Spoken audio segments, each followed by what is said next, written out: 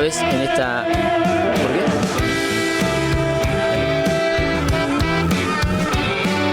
Buenos días, ¿cómo están? Nos encontramos otra vez en esta nueva edición de La Conversación, el podcast de Radio Brújula, acá en la ciudad de Banfield, desde nuestros estudios, en nuestra edición número 28, si no me equivoco. En este caso nos encontramos con Agustín Chena. ¿Cómo estás, Agus? ¿Todo bien? Todo bien. Agus es un pensador, también escritor y militante político, con el cual queríamos charlar. Recientemente recibido de abogado, así que primero lo vamos a felicitar por su título. Bueno, Agus escribe en El Aluvión, pueden encontrar sus artículos ahí, también, bueno, colabora con Repliegue y otras páginas, y está haciendo un curso muy interesante sobre modelo argentino para el proyecto nacional. Es una página donde se pueden subir contenidos, y aparte tienen lo que es YouTube, unas charlas muy interesantes con algunos compañeros que denominaron Fragua. Fragua es, ¿no? Sí, ahí lo que armamos es un poco El Aluvión, es nuestro medio escrito que a su vez representa, digamos, un espacio político, y lo que armamos es Fragua, ya con distintos espacios. Bueno, está Marcos de Sonceras que vino, está Pablito de Rosquitito, claro. Está Leila, hay varios compañeros y compañeras, que lo que queremos hacer es un espacio de formación política y de contenido audiovisual a través de la formación política. Sabemos que el año que viene va a ser un año electoral, que va a haber sobredosis de rosca, y creo que tenemos el desafío de poder surfear esa ola que prácticamente no es nuestra, no es de nuestra generación, digamos, no es la disputa que todavía nos toca, y creo que la mejor forma de hacerlo es hablando de política, ¿no? Hablando de política, de pensamiento nacional, y pudiendo difundir ideas más que personas. Tal cual. Y nada, nos interesaba muchísimo para hablar de Fragua, hablar de esto que comentaba Agustín de la formación, y comentarte primero para entrar, estamos finalizando el año, ya el 2024, el primer año de gestión de Javier Milei, y estamos como en una etapa, digo yo, el otro día también se lo preguntaba a Marcos, con cierto optimismo, cierta fascinación con el fenómeno Milei. ¿Cómo lo ves eso? Porque veo también en Propios Extraños un cierto análisis muy condescendiente o muy, yo digo, obnubilado, ¿no? Con el fenómeno Milei, ¿o qué te parece a vos?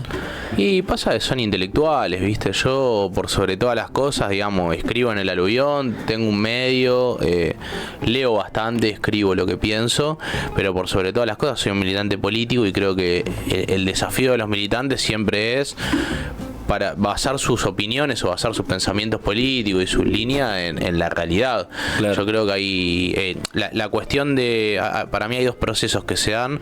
Por un lado, creo que la política subestimó mucho la teoría, ¿no? Y en esto hay una cita, no hay práctica revolucionaria sin teoría revolucionaria. Claro, lo dijo Milei el otro día. Se ha dejado de lado la formación política, entonces eso generó la verdad un nivel muy bajo en términos intelectuales de la militancia, eso por un lado. Ante el fracaso, digamos, en general de las estrategias del peronismo y de las estrategias políticas, porque Milei rompió todos los paradigmas en algún sentido. Claro. Era un tipo que desde la lógica no tenía ninguna chance de ganar, y ganó. Entonces creo que eso abrió un proceso de debate que redes sociales mediante, donde cualquiera puede decir cualquier cosa, naturalmente promovió distintos actores que se dedican a pensar y a decir, digo, para mí las redes sociales tienen eso de bueno y de malo. Cualquiera puede decir cualquier cosa. Eso es bueno, y también eso es bastante malo, porque también creo que es central siempre decir desde dónde uno habla, ¿viste? Sí. Yo hablo desde un militante político que empezó a militar a los 15 años, que transitó el kirchnerismo, que lo conoce bien desde adentro, que me dediqué mucho tiempo a patear la provincia de Buenos Aires en general, que este año me dediqué bastante a patear el país en la medida de lo posible, que conozco, digamos, que toco la realidad, y yo hablo desde ahí para decir, no creo que a este gobierno le esté yendo bien. Claro. Entonces sí me parece que hay muchos actores, en primer lugar, como lo hacen desde la intelectualidad, obnubilados por cierta liturgia que ellos no vivieron, obnubilados por ciertas formas, ¿no?, de ejercer la política, y que dejan de lado que en realidad el objetivo final de la política es el bien común y es la gente. Digo, a mí, la verdad, si Milei tiene una buena liturgia o representa un fenómeno fenómeno piola, a mí me chupa un huevo. La verdad es que para la gente, no, cuando vos te estás cagando de hambre, no es un fenómeno piola ese. Creo que hay muchos que hablan desde un lugar, eso, viste, muy de panza llena, muy desde la intelectualidad y muy desde analizar el peronismo sin ser peronistas, viste. Y eso también es una cuestión que yo me acuerdo de en 2013, 2014, lo hablábamos antes, ¿no? No hay nada peor que la fe del converso. Yo en 2013, 2014 tenía algunos compañeros que venían del PC de los 90 y mamita, boludo, lo antisurdo que eran esos muchachos. Y yo la verdad tengo bastante formación en materialismo dialéctico y no me genera nada, digamos, haber leído a Marx o a Lenin. No creo que haya de fusilar a Lenin de vuelta. Y los que estaban formados en el PC sí. Y creo que ahora hay cierta como impostación o exageración de esa posición, claro. Sí, como cierto me quiero limpiar de lo que fui. Y me parece que justamente el evangelio enseña eso, está para los pecadores, no pasa nada con de dónde veniste, no tenés que matar, no por querer matar a tu progre interior tenés que matar a todos los progres, ¿viste? Y me parece que hoy está pasando mucho con una cuestión del progresismo, los que se sumaron al peronismo, yo le escribí una nota, ¿no? Se sumaron al peronismo cantando Alberta Presidenta, o Alberto Presidenta, en 2019 en la plaza cantaban eso, y está todo bien, pero ahora te quieren jugar de CDO y de López Reísta, y eso no es, o sea, el peronismo no era Alberto Presidenta y tampoco es salir a matar zurdos, y me parece que eso, hay como una impostación y un querer limpiarse de un pasado que te hace tomar posiciones que no tienen nada que ver con el peronismo, es esencialmente popular. Claro, tal cual, y aparte contando esto de la fe del converso, me hace pensar en el clima de época, porque es como que se suben a esto que vos decías, el antiprogresismo bobo, de decir, bueno, ahora es todo Dios, patria y familia, y se siente como impostado incluso ahora, porque es totalmente ir al otro extremo y obviamente coincidir con ciertas ideas libertarias, porque para mí hay mucha impostación y mucho de humo y poco de praxis. En esto que hablabas vos de la gestión de Javier Milei, yo veo que se analizan los números fríamente o algunas cuestiones como el déficit fiscal o como el dólar o la inflación, y no se ve el objetivo de gobierno, o sea, hacia dónde vamos con Javier Milei. Digo, ¿qué ideal de país tiene en la cabeza él? No, y también me parece que está la cuestión de querer opinar de todo, ¿viste? No saber cerrar un poco el orto. Me pasó en 2017, 2018 con el debate del aborto, todas las organizaciones hablando del aborto, cerrar un poco el orto. Si a vos nunca te importó, digamos, dejá que a las personas que les importe lo discutan, y no digo con esto que no es un tema de toda la sociedad, digo, ahora, tener que impostar, digo, el pañuelo y hermana, yo te creo, pará, boludo, si te criaste en esta sociedad, digo, no impostes nada, está todo bien, nadie te está pidiendo tanto. A mí me pasa, ¿no? Con algunos streamers, boludo, y hacen con todo el rosario y toda la liturgia. Amigo, vení de nuevo encuentro del Partido Obrero, entonces está todo bien, nadie te está pidiendo nada, no tenés que demostrar que podés ser católico o que ya no tenés nada que ver con ese progresismo, porque además nuestra generación, nuestro clima de época en términos culturales fue bastante progresista, digamos, lo que militamos en el kirchnerismo. Yo siempre fui bastante conservador en términos sociales y aún así soy bastante progresista.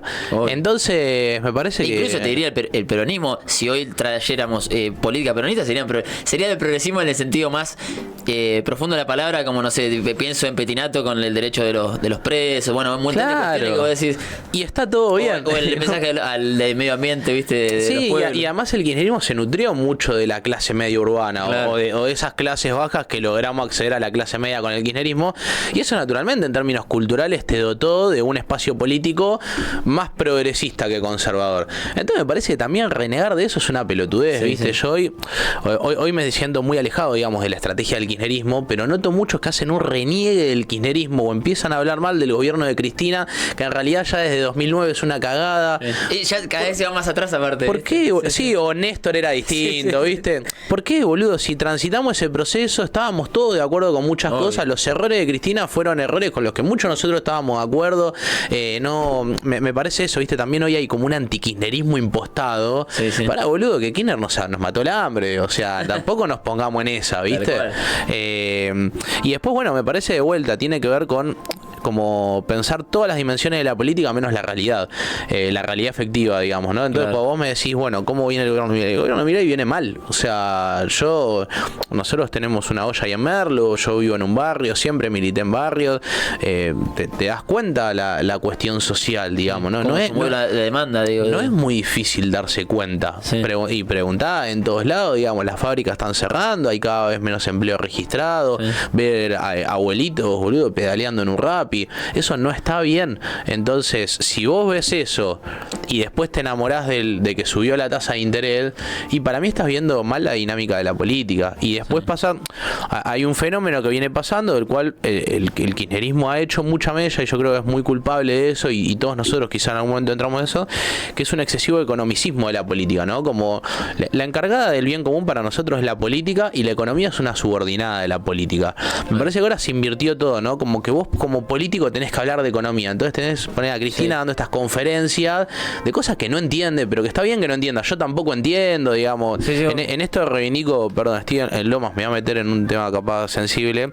No sé si vieron la entrevista que le hace Rebor a Dualde. Sí, la vi. Que en un momento Rebor le dice, vos hiciste lo de la especificación asimétrica, y el chabón dice, no sé, no entiendo de economía. A mí me vinieron con la propuesta. Lo hizo Remes Lenikov. Lo hizo Remes Lenikov. Sí. Remes Lenikov era el ministro de Economía. Me trajo la propuesta, yo analicé las consecuencias, dije que estaba bien y tomé la decisión. Claro. Me parece que se trata un poco de eso, de la política, ¿no? Y que ahora está como que los garantes del bien común tienen que ser los economistas. Y terminamos con un presidente economista. Claro. Y la verdad es que la economía en general, no solo en la Argentina, sino en el mundo, son las finanzas. No son gente que sepa de economía. Sí. Uno escucha a los economistas, no saben nada de economía, boludo. Todos hablan de finanzas. Saben de finanzas, saben de bonos, saben de créditos, no saben de economía. Porque si supieran de economía, sabrían sabrían de los recursos naturales, sabrían de cómo se produce el litio, sabrían de las cadenas de valor, sabrían de la industria, no saben de eso. Saben de las tasas de interés, de los fondos de inversión. Del precio del valor de cambio, tasa de interés. Y fíjate que el jefe de la política económica, o sea, el que sabía de economía dentro del Ministerio de Massa, era Rubinstein, que era el secretario de Política Económica, que ahora está enamorado de Milei. Sí. O sea, nuestro secretario de Política Económica está de acuerdo con Milei. Por lo tanto, yo tengo que pensar que Massa iba a hacer lo mismo, porque el ministro de Economía Massa iba a ser Rubinstein. Claro. Bueno, viste, estamos complicados si arrancamos así. Sí, tal cual. Y aparte en esto que vos decís del economicismo, se soslaya siempre la cuestión de, bueno, la realidad material. Yo el otro día lo hablaba con una entrevistada también acá que está en Europa, que hablábamos de Meloni y esta auge de las derechas, de las alt-right, en realidad ya no sé cómo llamarlo, pero son derechas que no tienen nada que ver, por ejemplo, Trump con las derechas estas europeas de Giorgia Meloni y Javier Milei. Yo le decía, ¿cuánto hay de humo y cuánto es más estético, discursivo, que realmente lo que le modifica la vida a la gente? Y medio que me decía, bueno, Meloni se diferencia con Orban, otros más, pero ¿cuánto pensás vos en cuanto a Milei, si querés llevarlo al plano internacional, es más de lo discursivo, más del humo, y es más estético, que tal vez le sirve para acaparar electorado, que realmente, no sé, que cambien las condiciones materiales del pueblo? A ver, ahí para mí hay una cuestión a discutir, que yo siempre discutí mucho, es lo del auge de las derechas. Claro. Es mentira, falaz. En la práctica no se demuestra que haya un auge de las derechas. Te voy al ejemplo del que todos estaban de Vox en España. Mirá las últimas elecciones en España, Vox y Podemos sacaron exactamente el mismo porcentaje. Un punto más, un punto menos. Sí. Pero en síntesis, siguieron gobernando el PP y el PSOE con alternancia. Claro. Como en 2018 se venía la ola del progresismo y Podemos iba a ganar y Podemos terminó tercero. O sea, esas olas son más creadas, no se comprueba en la realidad. Lo que se viene comprobando en la realidad es que los oficialismos pierden. O sea, que están ganando las oposiciones, y que están ganando las oposiciones radicalizadas. Entonces, tiene sentido, como no hay radicalización de izquierda en Europa, que ganen por derecha. Ahora, como ganan después de 2 años después, pierden. O sea, Vox nunca estuvo ni cerca de ser mayoría en la política española, a la que Milei fue 2, 3 veces. El único lugar donde más o menos ganó la ultraderecha es en Austria. Yo podría decir entonces que hay un auge de la ultraizquierda porque Nicaragua gana a la izquierda y Venezuela también. De hecho, hoy en día en la Sudamérica tenés la mayoría de gobernantes, de presidentes de progresismo, centroizquierda. De las últimas 32 elecciones en Latinoamérica, en 28 ganó la oposición. Claro. Sea del color que sea. Si gobernaba a la izquierda, ganó la derecha, pasó en Uruguay. Gobernaba el Frente Amplio, perdió con la calle Pou, perdió con el Frente Amplio, probablemente va a seguir perdiendo. Digo, hay una crisis sistémica que explica la cuestión de que ganen las oposiciones. Bueno, ganó Bolsonaro, después ganó Lula, y esto en Latinoamérica no se comprueba. En el patio trasero de los Estados Unidos, en OTAN, que es la histórica base de Estados Unidos en la región, en Colombia, que es la histórica base de la OTAN en la región, ganó Petro, que era un guerrillero, leninista, marxista-leninista confeso. Entonces yo no veo el auge de la ultraderecha. En Venezuela gobierna la izquierda. izquierda. En Brasil ganan o centro-izquierda, si querés. Sí. Perú no tiene ningún tipo de estabilidad económica. En Ecuador ganó un banquero, sí, está bien, pero digo, no se comprueba en la realidad. Sí, por ahí con Trump ves una línea más central, digo, porque justamente es Estados Unidos, pero digo, también perdió. Gobernaba el Partido Demócrata, sí. Ganó Trump, se fue medio un quilombo grande Trump, no es que se fue por la puerta grande, la toma del Capitolio, gobernó Biden, tuvieron que bajar a Biden porque estaba, ganó Trump, digo, no se comprueba, porque, a ver, si no tendríamos que haber dicho en el periodo 2020-2024 había una oleada del progresismo neoliberal porque había ganado Biden y nadie hablaba de eso. Claro. Entonces, yo hablo de esto, ¿no? Cuando los marcos teóricos se construyen al costado de la realidad y no se comprueban después en la realidad, entonces noto mucho pensador político enamorado de su marco teórico, enamorado de un sentido común instalado de no sé dónde, pero que después en la realidad no se comprueba en absoluto. Sí, de hecho, si nos queremos poner finos, el PRO es mucho más derecha. Patricia Bullrich era mucho más derecha tradicional que Milei. Sí. Mucho más. Sí, sí. Y ganó Milei. Digo, en esa y la mató a Patricia Bullrich y le cooptó todos los votos.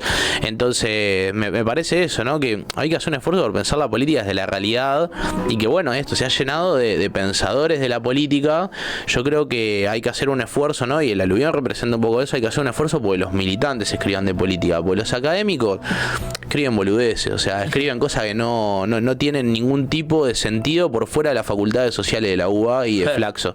Y que después eso no se compró la realidad y después esto, gana Milei y se sorprenden. Yo también me sorprendí de que ganó Milei, pero yo pensé que iba a ganar Patricia Bullrich, no estuve tan lejos del tiro. Sí. Digo, en 2021 había gente que pensaba que nosotros le íbamos a ganar al PRO y eso no resistía una caminata por un barrio. En 2023 nos hablaban de la competitividad de Massa y eso no resistía una caminata por un barrio porque la gente nos odiaba, era obvio que no íbamos a ganar y había gente que pensaba que Massa ganaba. Bueno, entonces me parece eso, ¿no? Como que hay que volver un poco a la militancia, hay que revalorizar la militancia. Si esa militancia creo que tiene que sacarse su pereza teórica y empezar a escribir, porque si no terminan escribiendo otros por ello. Claro, terminan siendo narrados y no pueden narrar su propia Exactamente, terminan contándoles cómo es la realidad que están palpando y que no pueden sintetizar. Claro, y con respecto a Milei y este fenómeno que vos decís, bueno, creo que Mayra Arena fue una de las pocas que medio lo pudo avisorar antes.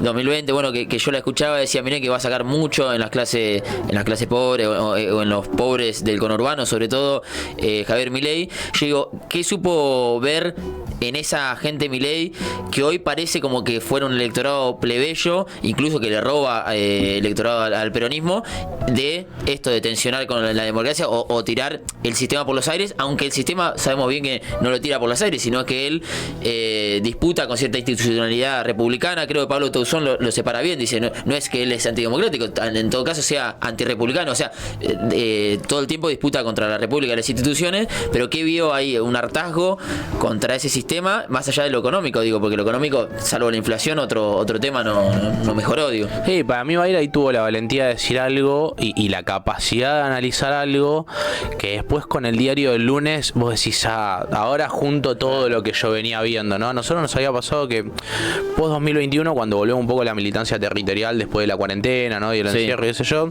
nosotros teníamos una esquematización de barrios, el laburo ahí con la CGT Regional Oeste, bastante interesante, y teníamos bien laburado los barrios, pateados, muy identificados los vecinos destacados del barrio, aquellos más interesados en hacer política o quizás en resolver el problema del barrio, ¿viste? En ponerse al frente de eso.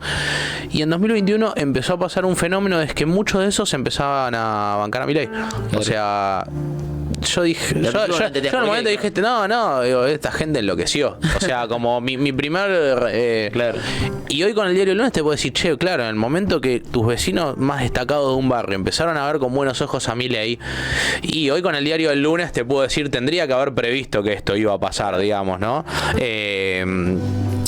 Nada, no sé, no me acuerdo cuál era. Que digo. Que vio Milei. Sí. Y para mí, yo creo que supo representar. En todo caso, sí. Yo creo que supo representar, queriéndolo o no lo sé, pero un hartazgo social muy grande de una democracia que no le da respuesta. O sea, porque nosotros tenemos una nota escrita, ¿no? No me acuerdo bien de cuándo fue, pero era, boludo, estamos en una campaña y el peronismo, o sea, están las cosas invertidas. Hoy el defensor del statu quo, de la democracia liberal, de la partidocracia liberal, de la Constitución del 94, es el peronismo. El peronismo decía, vienen por las instituciones, vienen por la democracia liberal. Y era, boludo, nosotros estamos en contra de la democracia liberal.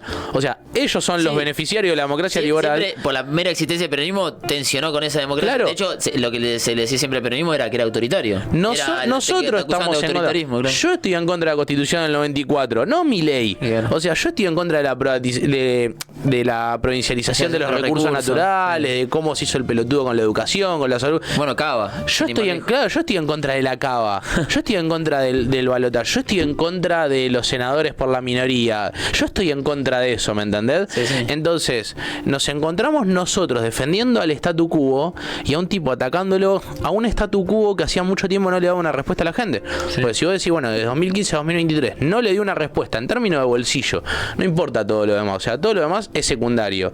Y además tampoco le dio, porque la inseguridad crece, porque la educación está cada vez peor, la salud está cada vez peor, los barrios están cada vez peor infraestructuralmente. Entonces, hay una democracia, un sistema que no le viene dando respuesta a eso. Hay una clase política que existe y que todos se hacen los boludos como si no existiera y nadie lo dice. Y bueno, y vos te encontrás defendiendo todo ese combo y otro tipo lo está atacando. Y de repente, para alguien, escuchar que alguien denuncia lo que ve todos los días, y es un poco atractivo. Porque no habla su idioma, entiende, claro. A ver, la casta política, ¿realmente creemos que no existe? Sí. Los que hacemos política, sabemos que la casta política existe. O sea, está todo bien, después podemos hablar si es buena o mala, qué sé yo. Pero la casta política existe.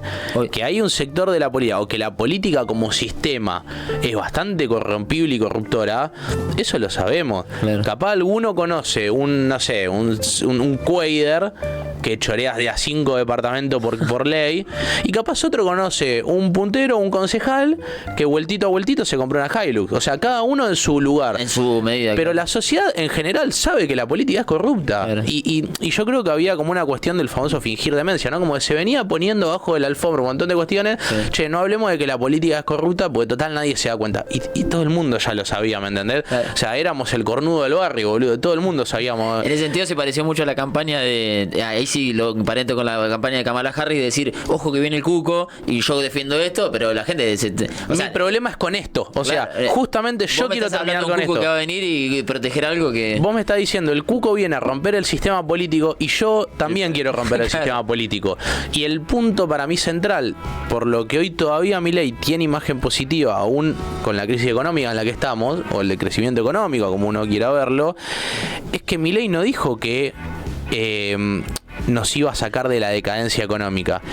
El medio del mensaje de Milei fue: vamos a estar peor, pero ellos también se van a hundir. Claro. Ahí mintió. La casta política no está pagando los costos de todo esto. Yo en eso quiero que mintió abiertamente. Digo, claro. De hecho dijo, el costo no lo va a pagar la casta. En eso lo va a pagar la casta y no lo puede, abiertamente. Claro. Pero sí dijo, che, vamos a estar un tiempo peor, pero ellos se van a hundir con nosotros. Sí. Y en eso el mensaje caló, que es, bueno, listo, yo acepto estar un poco peor, pero yo quiero que estos hijos de puta se hundan. Claro. Estos hijos de puta son los políticos. Hace mucho tiempo que hacer política en un barrio se volvió algo muy difícil. Sí, sí. La política está muy deslegitimada, el peronismo está muy deslegitimado, mucho. Sí, de hecho hay algo que el otro día muy acertadamente, creo yo, que Cristina dice en la entrevista que le hacen por los Rodi Recal, creo que es, que le hace por los constituyentes del 94, y ella habla de tenemos que volver a repensar un Estado que no sea, que no piense en que la gente de la sociedad civil piense que es un privilegiado el empleado estatal, que se acrecentó mucho por la pandemia. No creo que la pandemia fue lo que sistematizó todo eso y lo profundizó, pero creo que acertadamente, por lo menos yo lo escuché el otro día, pensando en eso, en cómo la gente se volvió primero contra los políticos y después ya contra el empleado, porque antes no era contra el empleado que te atendía en un mostrador, ahora ya es contra el empleado público, digo. Y pasa que el empleado público hoy se volvió sinónimo de las organizaciones políticas, claro, con un proyecto político, entonces... a veces como chivo expiatorio territorio también, pero bueno, digo. Sí, o sea, y está todo bien, pero todos sabemos, de vuelta, lo que puso Milei sobre la mesa, todos sabemos los negocios que esconde atrás el Estado. Entonces, me parece que justamente el peronismo, una de las principales cosas que tiene que hacer es ponerse muy firme con eso. Digo, hay un proceso que en Venezuela pasó y sigue pasando, ¿no? Que claro, hubo una descentralización del Estado, pero un agravamiento de la corrupción muy fuerte. Y hace un par de años se empezaron a poner muy firmes con eso, porque si la imagen tuya, a ver, tu imagen hacia la sociedad son tus militantes políticos, tus funcionarios. Si esa imagen es corrupta, por añadidura somos todos corruptos. Claro. O sea, y es muy difícil de explicar que vos sos un compañero que tiene un laburo en el Estado, que cobra lo que tiene que cobrar y que cuando sale a las 4 de la tarde va a militar un barrio. Porque la imagen de los vecinos no sos vos. La imagen de los vecinos de la política es Cuéllar. Claro. Esa es la imagen. Sí. Y para ellos vos sos un empleado de Cuéllar. O vos defendés a Cuéllar. Y la verdad es que por añadidura eso terminó siendo relativamente cierto. O sea, terminamos defendiendo cosas con las cuales los militantes políticos no tenemos nada que ver. O sea, y para mí eso, digo, contactó, creo, con un sentimiento. Y para mí hay algo que yo no lo escucho mucho en el análisis. Esto que digo está trivializado ya. Yo algo que no escucho mucho en los análisis, que para mí también fue el primero que no trató de boluda a la gente. O sea, yo noto que el peronismo era como, bueno, vamos a hablar para que estos negros de mierda me entiendan. Entonces no te citan autores, no te hablan como para que vos, que sos un negro de mierda, no entiende mucho, lo entienda. Creo que el PRO tiene mucho de eso también. El peronismo yo creo que se volvió muy paternalista con el pueblo, con la sociedad, y en realidad para nosotros el pueblo es sujeto activo. Y vino un tipo a hablar de la escuela de Austria, algo que no conoce nadie, vino a hablar de cuestiones económicas que la gente no conoce, y no empezó a hablar fácil para que la gente entienda, sino que empezó a hablar de difícil, y yo de repente empecé también a ver un fenómeno que es esto, laburantes que decían, bueno, ¿qué es la escuela de Austria? Bueno, ¿qué es camino de servidumbre? ¿Qué es una tasa de interés? ¿Qué es? Para mí nuestro pueblo no es idiota, y yo creo que también eso hay que corregirlo, ¿viste? La política trata de idiota a la gente, los trata de idiota. Escuchá los discursos políticos, incluso los discursos, yo escuché el discurso de Cristina en la asunción del PJ.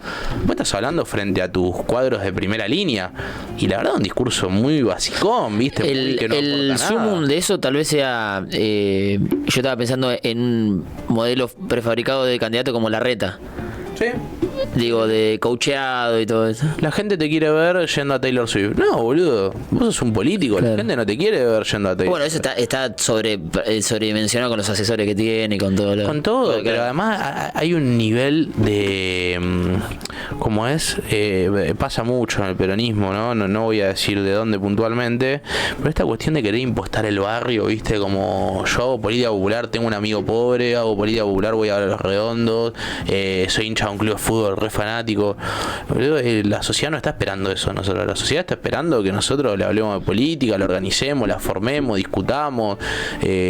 Digo, me parece también Milei lo que rompió es toda una impostación en la política que ya se había tornado bastante insoportable. O sea, ver como una performance, claro. Ver políticos performeando algo que uno sabe que no son. Digo, de vuelta, yo, para no dar nombres de gente que no nos podemos cruzar, me pasa esto, ¿no? Cristina la veo entrando con el tema del Ali. Si todos sabemos que Cristina es una mina jodida y dura, y yo la banqué por eso toda la vida, o sea, obvio. No es una mina, no es una abuelita copada. Una reunión mano a mano con Cristina se te debe fruncir el orto. Digo, yo no quiero una impostación de algo que no es. Vos te das cuenta cuando alguien está impostando algo que no es. Y creo que esto, ¿no? Veías a Larreta, a Burrich haciéndose como la señora correcta, cuando todos sabemos que... ¿Quién es Burrich? Que escabia como loca, que fue montonera, que fue menemista, que fue de la ruista. Digo, es eso, todos sabemos quién son. Massa se hacía el buen tipo, viste, el tipo de familia. Sergio, dale, boludo. O sea, yo a Massa lo compré cuando, no sé si se acuerdan que se había filtrado un video de él cuando era director de ANSES, que le hacía secuseo a no sé quién. Sí. Era él tirado en un sillón bien langa, con una camisa celeste, y que le van pasando preguntas en la calle y dice, está linda la extranjera, ¿eh? Sí, me acuerdo. Ese es Massa, boludo, un vendedor de viaje egresado de zona norte. Yo quiero ver a ese tipo, ¿entendés? Quiero ver al tipo que sé que es un animal de poder. No lo quiero ver haciéndose el hombre de Estado. Porque es muy impostado, es muy poco honesto. Y ya sos poco honesto desde cómo te parás ante el otro, sí. Y ya no te creo ni la mitad de lo que vas a decir. Digo, bueno. y me parece, nada, de vuelta esto, ¿no? Mucho militante haciéndose el pibe de barrio. Boludo, yo fui a un colegio privado de Merlo Centro. Yo me llevo a ser pibe de barrio y en un barrio me cagan a cachetada por pelotudo. Se dan cuenta que no sos. Ahora, no sos vos eso, vas claro. y sos lo que sos y no pasa nada. O sea, también es desconocer cómo es nuestra sociedad. Nuestra sociedad no te jode por de dónde venís, por la banda que escuchás, por qué gustos tenés.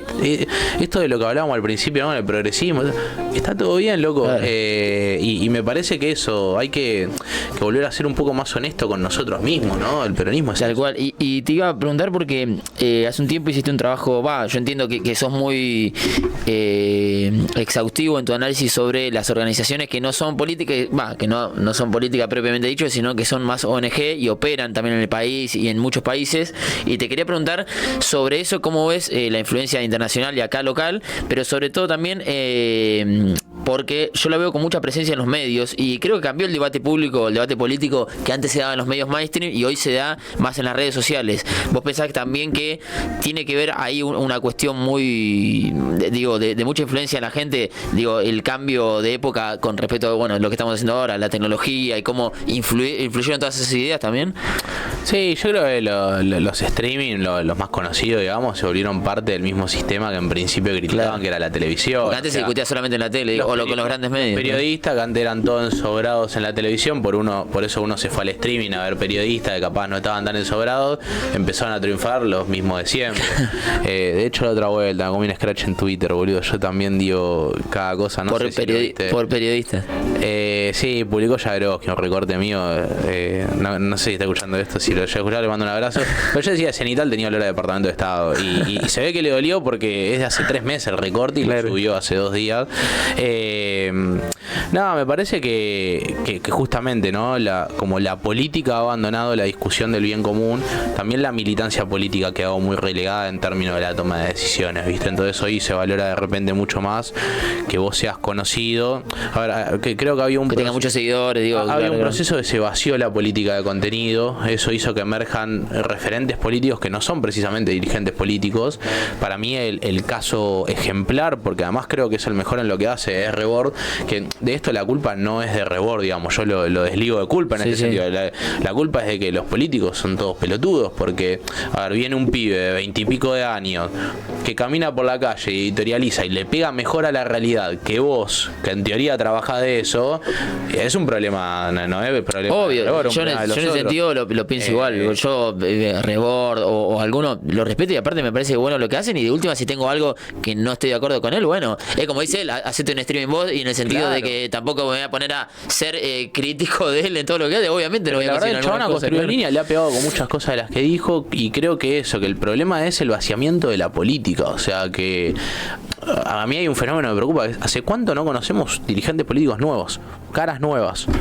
No se da, ni siquiera para mí el único espacio político que se ha encargado de hacer un recambio más o menos es la Cámpora. La Cámpora todo el tiempo está mostrándote algún que otro cuadro nuevo.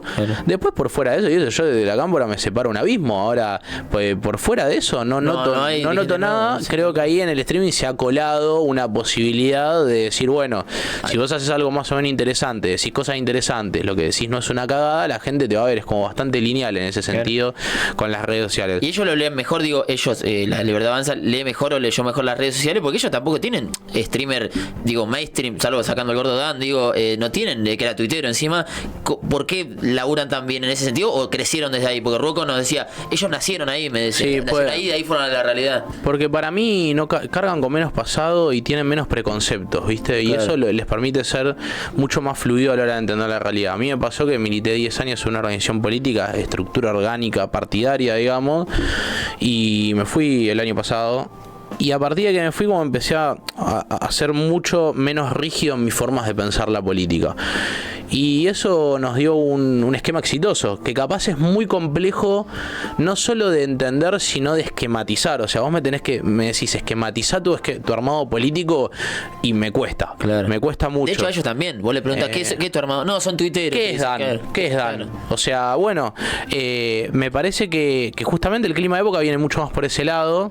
Creo que por eso el esquema Orga está muerto, porque peca de una rigidez en un momento que necesitas mucha mayor fluidez para entender y comprender algunas cosas. Y para mí ahí el acierto de los tipos es eso, como que hoy la orgánica se nos volvió en contra, digamos, ¿no? Como el exceso de orgánica, de tener que consultar todo, encima de tener que consultar todo en general con alguien que es de otra generación y que quedó pasado, porque quedó pasado, la verdad es esa.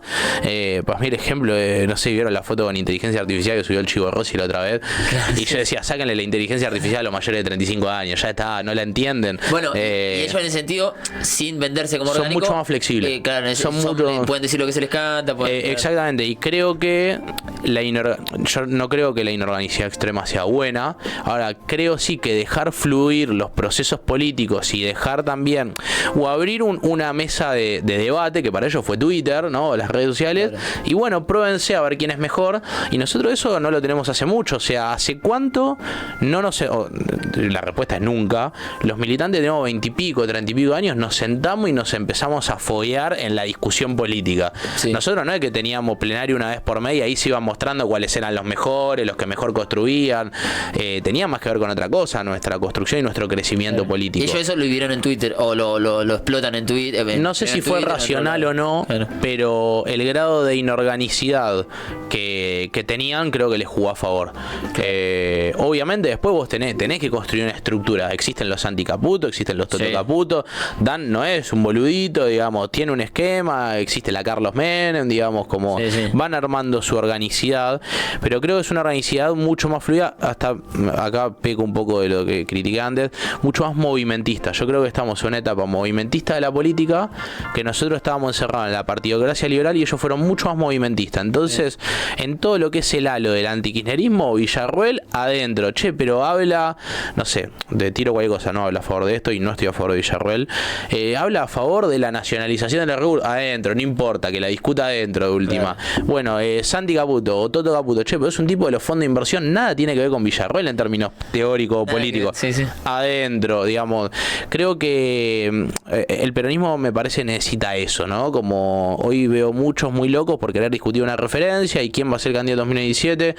Yo creo mucho en los procesos políticos y nuestra generación y las que nos antecedieron, de hecho fue por culpa de las que nos antecedieron, que son las que nos formaron, siempre fueron, no existieron los procesos políticos, existió la imposición y no el dejar correr.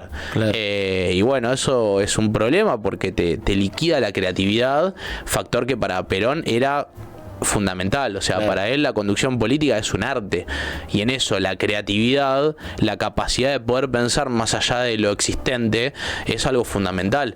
Claro. Y el kirchnerismo particularmente y el peronismo en general es muy vago, es muy perezoso y es muy poco creativo. No, y esto que decís de Perón, volviendo a lo de Fragua y a la obra de Perón, él justamente habla primero de la política internacional obviamente y de que el mundo va al universalismo, pero lo que más se va a respetar justamente en ese universalismo son los particularismos de cada región, de cada patria, de los nacionalismos justamente, pero como digo que visionario obviamente en el 73 decir eso, y cómo lo ves hoy con respecto a esto de auge, ya no de derecha sino nacionalismo, de decir bueno, ahora viene el tiempo de los nacionalismos. ¿Vos lo ves así también en ese sentido? Más allá de que algunos sean más de pico obviamente. Sí. No, creo que, a ver, el genio de Perón para mí estaba en dos cuestiones. En primer lugar, en analizar cuál era la situación concreta del mundo.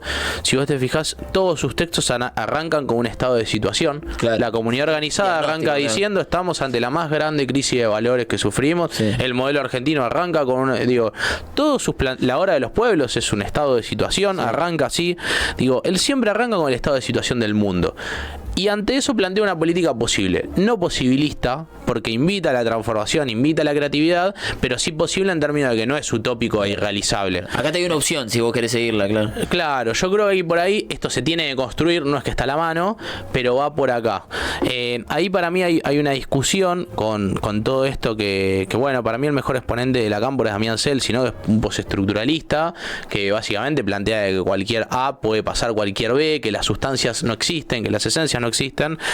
Y para mí ahí lo que hay que hablar es que yo no creo en el marxismo determinista de que porque esto profundiza la crisis del capitalismo, inevitablemente viene la revolución proletaria, no pasan en la historia cosas inevitables, tampoco puede pasar cualquier cosa. Para mí Perón lo que observaba muy bien eran las tendencias. Entonces, en ese sentido tenemos que pensar, bueno, ¿qué es el mundo que vivimos hoy, ¿no?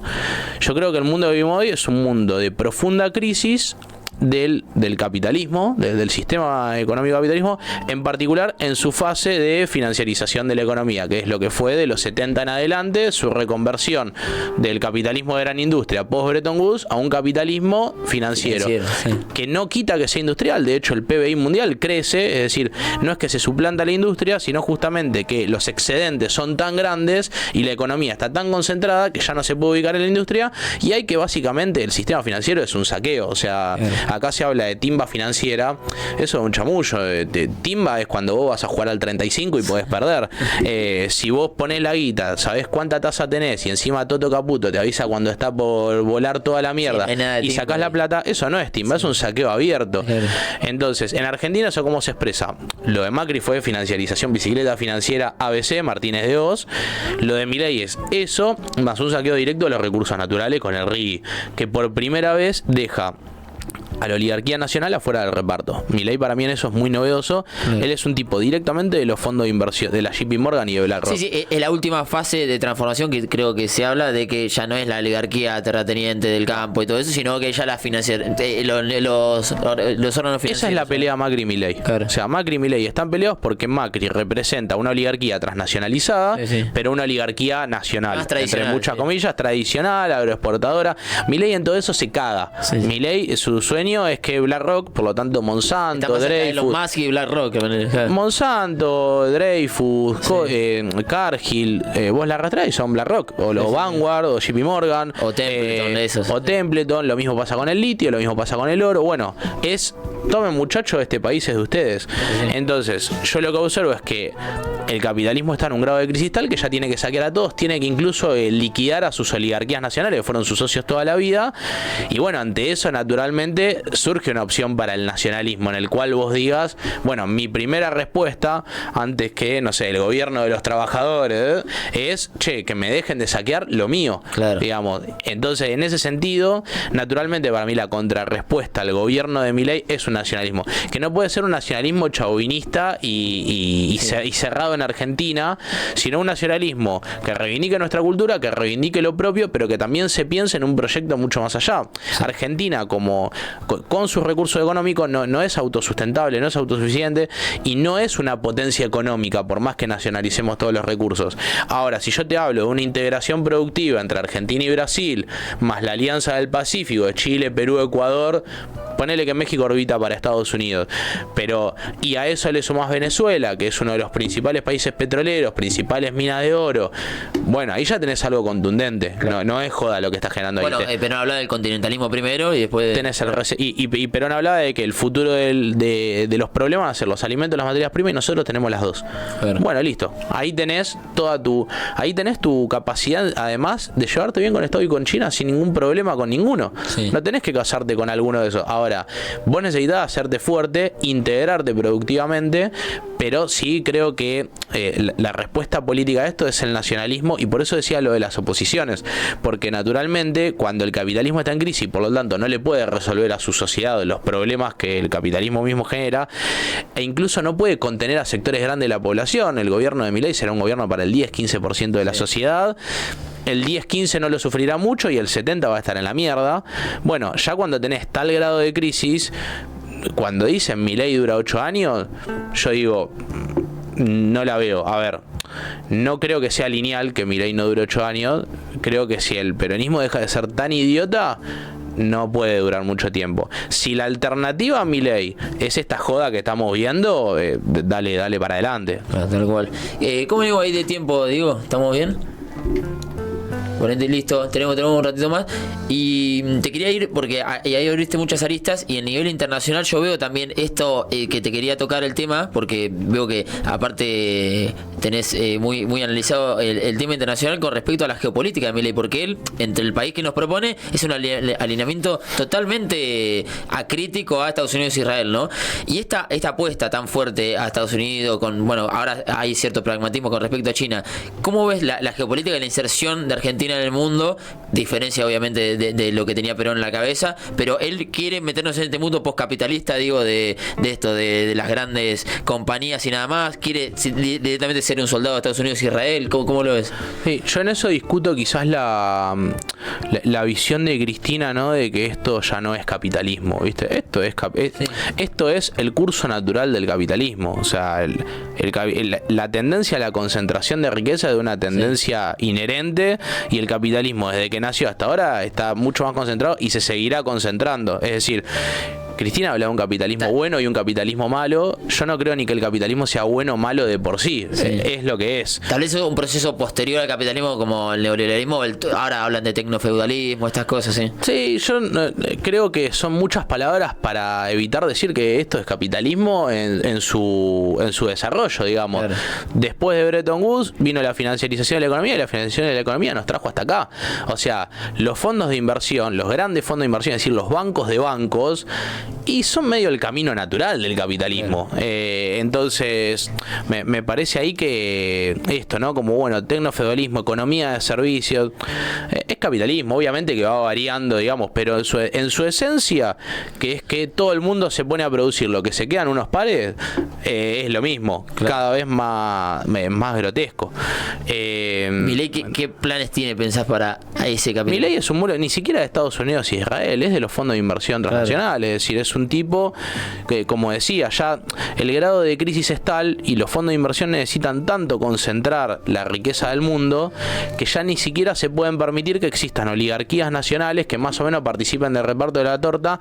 Menos se pueden permitir que haya sectores trabajadores que participen del reparto de la torta. Es decir, necesitan el saqueo abierto. Obviamente ningún gobierno se sostiene con el 2% de la población. Entonces inevitablemente los petroleros de Neuquén van a estar muy bien.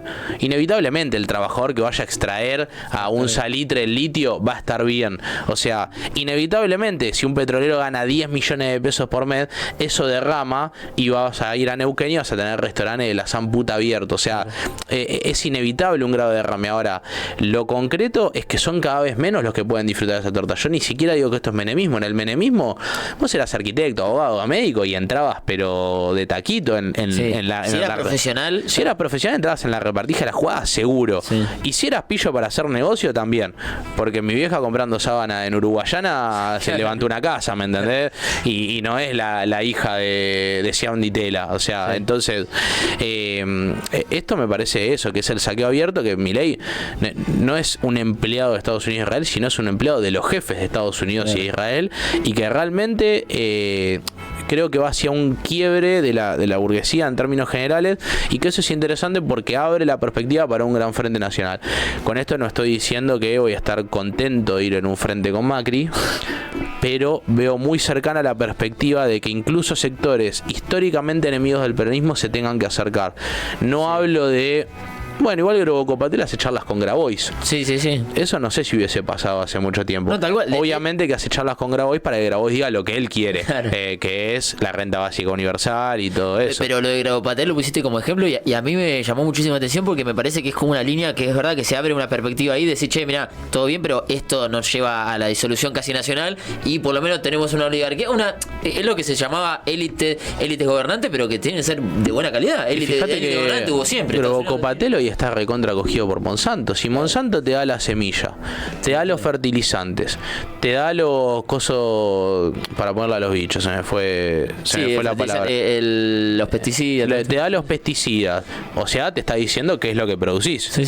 Si encima te ponen la logística y encima son los dueños de los puertos a través de los cuales exportás, y vos que estás medio de regalado ahí. O sea, en la que Monsanto dice, bueno, y ahora quiero tu tierra, claro. ¿Cuánto te queda? O pongo a otro ahí que haga tu trabajo. Claro. Entonces, para mí, Grobocopatel es el tipo, por lo menos de la empresarial nacional, para mí el más inteligente de la Argentina.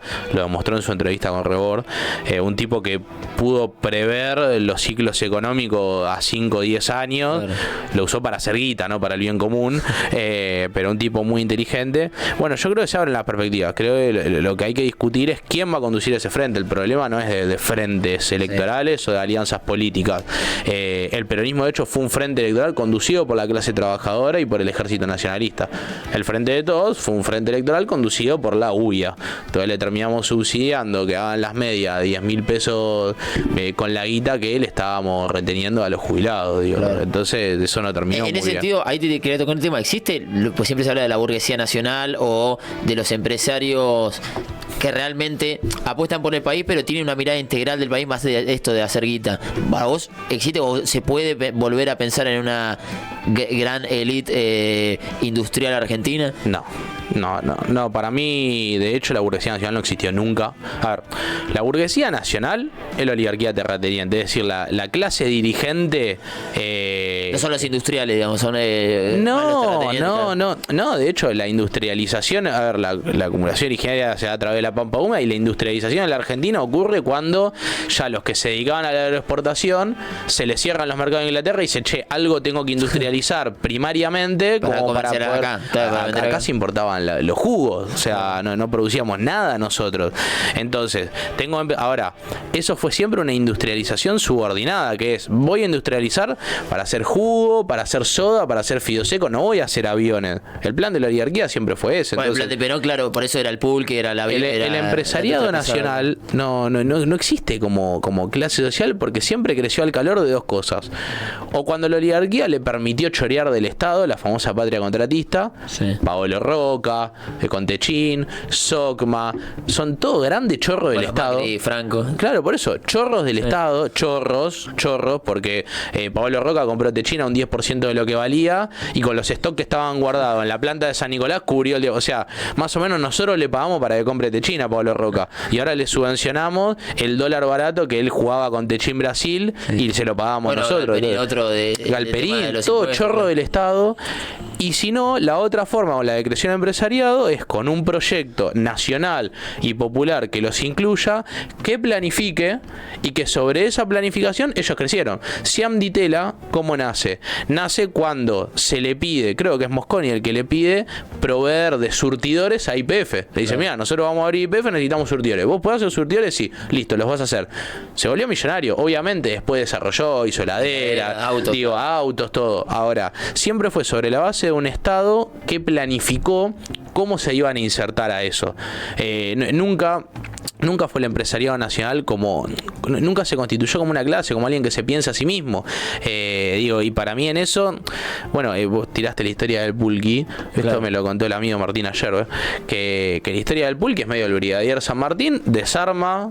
No desarma un pulqui entero, pero dice, bueno, estas son las piezas que necesita un pulqui. ¿Qué pymes pueden construir alguna pieza? Yo puedo hacer esto, listo, vos te vas a encargar de esto. ¿Hay algo que no podemos hacer? Esto. ¿Podemos poner la tecnología, la guita para poder desarrollarlo? Sí, la ponemos. ¿No podemos hacerlo? Listo, importamos.